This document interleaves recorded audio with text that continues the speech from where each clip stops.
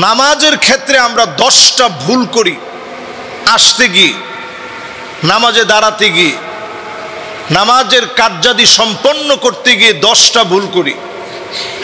হাতে গোনা এই 10টা ভুল যদি আজকে থেকে আমরা ছেড়ে দেই, আজকে থেকেই নামাজের স্বাদ আপনি পাবেন। খুশু এবং খুদু, নামাজের ভিতরে বিনয় আসবে, মনোযোগ বেড়ে যাবে, ইহসানের দরজায় আপনি উপনীত হবেন। আপনার কাছে মনে হবে আমার মালিক প্রতিনিয়ত আমাকে দেখতেছে, ইবাদতটা সুন্দর করা লাগবে। বলেন আল্লাহু আকবার। 1 নম্বর যে ভুলটা আমরা করি নামাজের ভিতরে, সেটা হচ্ছে আসতে গিয়ে ভুল। আমরা নামাজে আসতে গিয়ে ইকামত হয়ে যাওয়ার পরে আমরা বড্ড তাড়াহুড়া করি যে নামাজে আমাকে প্রথম রাকাতটা পেতে হবে, দৌড়ায় অনেক সময় চলে আসি। নবী আলাইহিস সালাতু ওয়াস সালাম বলছেন, ইযা আদরাকতুমুস সালাহ ফাসাল্লু। নামাজের জন্য যখন আসবেন, যেইভাবে আপনি হাঁটে হেঁটে আসতেছেন, হাঁটার স্পিড বাড়াবেন না, যেভাবে আসতেছেন মোটামুটি একটা লেভেলে আসবেন। ওয়া ইযা ফাতাকুম ফাতিম্মু। যদি কোনো অংশ আপনার ছুটে যায়, ওইটা বাদ দিয়ে যে অংশ আপনি পেয়েছেন সে অংশ ইমামের সাথে পড়বেন, বাকিটা আপনি মাসবুক হিসাবে পরে আদায় করে নেবেন। 1 নম্বর ভুল হচ্ছে তাড়াহুড়া করে দৌড়ে এসে প্রথম রাকাত ধরার কোনো সুযোগ নেই, নিষিদ্ধ এটি। 2 নম্বর যে ভুল করি, প্রথম কাতার বাদ দিয়ে আমরা দ্বিতীয়, তৃতীয়, চতুর্থ কাতারে দাঁড়িয়ে যাই। প্রথম কাতারে এখনো জায়গা খালি আছে, এই খালি জায়গা রেখে দাঁড়ানোর কোনো সুযোগ আমাদের নেই। নবী সাল্লাল্লাহু আলাইহি সাল্লাম সাহাবায়ে কেরামের সামনে বয়ান করতেছেন, বয়ানের ভিতরে আল্লাহর হাবিব বলতেছেন, আলা উখবিরুকুম বিসাফিল মালাইকা। আমি কি তোমাদেরকে ফেরেশতাদের কাতার সম্পর্কে বলবো না? তারা আল্লাহর সামনে কিভাবে কাতারবদ্ধ হয়ে দাঁড়ায় থাকে। সাহাবায়ে কেরাম বড় আগ্রহ নিয়ে বলতেছেন, ইয়া রাসূলুল্লাহ, কিভাবে ফেরেশতারা দাঁড়ায়? নবীজি বললেন, আগে প্রথম কাতারটা পরিপূর্ণ হয়, এরপরের কাতার, এরপরের কাতার, এরপরের কাতার দাঁড়ায়। ঠিক নামাজের ভিতরে প্রথম কাতারের গুরুত্ব যদি তোমরা জানতা, হামাগুড়ি দিয়ে হলেও প্রথম কাতারের জন্য প্রতিযোগিতা করে চলে আসতা। সুবহানাল্লাহ। তাহলে 2 নম্বর ভুল, কাতারের ভিতরে জায়গা থাকা সত্ত্বেও দ্বিতীয় কাতারে দাঁড়ানোর কোনো সুযোগ নেই। 3 নম্বর যে ভুলটা আমরা প্রতিনিয়ত করি, সেই ভুলটা হচ্ছে নামাজের ভিতরে ফাঁকা রেখে রেখে দাঁড়ানো। আপনারা নিশ্চয়ই জেনে থাকবেন, যারা মক্কা মদিনায় গিয়েছেন, দেখবেন ইমাম সাহেব নামাজ শুরু করার আগেই বলে, সুদ্দুল খালাল, ইস্তাউ ইয়ারহামুকুমুল্লাহ, ইস্তাউ ওয়া'তাদিলু। আমরা জুমার দিন এটা বলে থাকি। অনেকে মনে করতে পারেন যে এটা বলার দরকারটা কি, নবীজি এই শব্দগুলো বলছেন, নবীজির পাক জবান থেকে এই শব্দগুলো বের হয়েছে। সোজা করো, মাঝখানের ফাঁকাগুলা বন্ধ করো। এই জায়গার ভিতরে শয়তান দাঁড়িয়ে যায়, ফলে আপনার অন্তরের ভিতরে কুমন্ত্রণা ঢুকে যায়, নামাজের মনোযোগ নষ্ট হয়। এই জন্য যতটুকুন পারেন একটু চেপে চেপে আরেক ভাইকে জায়গা দিয়ে মহব্বত নিয়ে নামাজের ভিতরে দাঁড়াবেন। কান্নাহুম বুনিয়ানুম মারসুস। দেখলে এমন মনে হবে যে সীসা ডালা একটা প্রাচীর দাঁড়ায় আছে। বলেন আল্লাহু আকবার। তাহলে নামাজের 3টা ভুল গেল। 4 নাম্বার আরো একটা ভুল আমরা নামাজের ভিতরে আসার পরে করি, সেই ভুলটা হচ্ছে কাতার সোজা না হওয়া। একজনের পা আগে, একজনের পা পরে। দেখবেন এখানে দাগ দেওয়া আছে আমাদের মসজিদে। দাগটাকে যদি আপনি একটু মেপে দাঁড়ান, নামাজের কাতারটা সোজা হয়ে যাবে। নবী আলাইহিস সালাতু ওয়াস সালাম বলেন, সাউ সুফুফাকুম, কাতারটাকে তোমরা সোজা করো।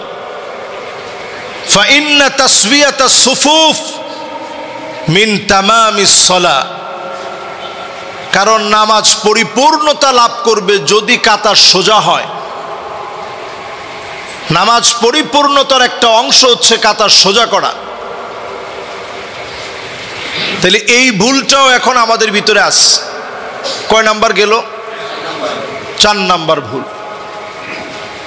5 নম্বরে নামাজের ভিতরে আসতে গিয়ে পড়তে গিয়ে যে ভুলটা করি, প্রথম রাকাত ধরেন আমি পাই নাই, ইমাম সাহেব রুকুতে চলে গেছে, রুকু থেকে উঠে গেছে, আমরা দাঁড়ায় থেকে অপেক্ষা করি যে ইমাম সাহেব এই রাকাত শেষ করে উঠবে, তারপরে আমি ইমাম সাহেবের ইক্তেদা করব। এটা 5 নাম্বার ভুল। যে অবস্থায় আপনি আসছেন, ইমাম সাহেব সেজদায় চলে গেছেন, আপনি আসা মাত্র ইমাম সাহেবের সাথে শামিল হয়ে যান। যদি আপনার জীবনের এটা শেষ সেজদা হয়ে থাকে, আপনি সেজদা দিতে গেছেন, সুবহানা রাব্বিয়াল আলা বলে যখন মালিককে ডাক দিয়েছেন, আল্লাহ পাক ওই অবস্থায় কবুল করে নিলেন। ওই অবস্থার ভিতরে মালিক যদি আপনাকে কবুল করে নেয়, শেষ কথাটা সুবহানা রাব্বিয়াল আলা, অবস্থাটা সেজদা অবনত অবস্থায়, এই 2টা বিষয় যদি মালিক কবুল করে নেন, অবশ্যই যিনি মাফ করে দিতে পারেন তিনি কে? জন্য সেজদা অবস্থায় যদি থাকে ইমাম সাহেব, আপনি সেজদায় চলে যাবেন। অপেক্ষা করা দরকার নাই, দাঁড়ায় থাকা দরকার নেই। আল্লাহর কাছে একটা সেজদা এত দামি, আকরাবু মা ইয়াকুনুল আবদ মির রাব্বিহি ওয়া হুয়া সাজিদুন ফাআকসিরুদ দুআ। সেজদায় গেলেই বান্দা আল্লাহর নিকটবর্তী হয়।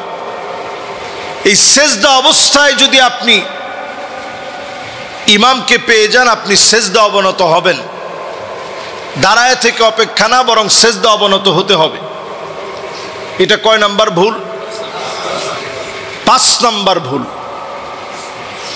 6 নাম্বার যে ভুলটি আমরা করি, সেই ভুলটা হচ্ছে এই 6 নাম্বার ভুলটা আমাদের সমাজের ভিতরে প্রত্যেকেরই আছে, কম বেশি সবাই আমরা করি। নামাজের ভিতরে যখন আপনি দাঁড়ান, দাঁড়ানোর পর যখন ইমাম সাহেব গায়রিল মাগদুবি আলাইহিম ওয়ালাদ-দাল্লিন বলেন, তখন আমরাও আমিন বলবো। কি বলবো? অনেকে তখন ইমাম সাহেবের তেলাওয়াত শুনতেছেন, বলেন না, আমিন বলেন। ফেরেশতাদের সঙ্গে যদি এই আমিন মিলে যায়, আল্লাহ পাক আপনাকে এত দামি বানায় দিবে। ফেরেশতাদের আমিনের সাথে যদি মিলে যায়, আল্লাহ পাক আপনার গুনাহ খাতাগুলোকে মাফ করে দিবে। আল্লাহু আকবার। এজন্য তখন আমিন বলেন। 7 নাম্বার যে ভুলটা আমরা করি, নামাজের ভিতরে আসার পরে যদি 1 রাকাত আমরা না পাই, ধরেন 1 রাকাত আমার কাছ থেকে ছুটে গেছে, 1 রাকাত আমরা পাই নাই, এই 1 রাকাত না পাওয়ার পরে যখন আমার ইমাম সাহেব যখন সালাম ফিরিয়েছে, একদিকে সালাম ফিরানোর পরেই আমরা দ্রুত পরিসরে দ্বিতীয়বার সালাম ফিরানোর আগেই দাঁড়ায় যাই। মনে মনে চিন্তা হচ্ছে যে আমি তো মাসবুক হয়েছি, সুতরাং আমার এখন আর দেরি করা দরকার নাই, আমি আমারটা পূরণ করি। ইমাম সাহেব 2 দিকে সালাম ফিরাবে, তারপরে আপনি উঠবেন, এর আগে আপনি উঠবেন না। ইমাম সাহেবের সালাম শেষে আপনাকে উঠা লাগবে। এটা কয় নাম্বার?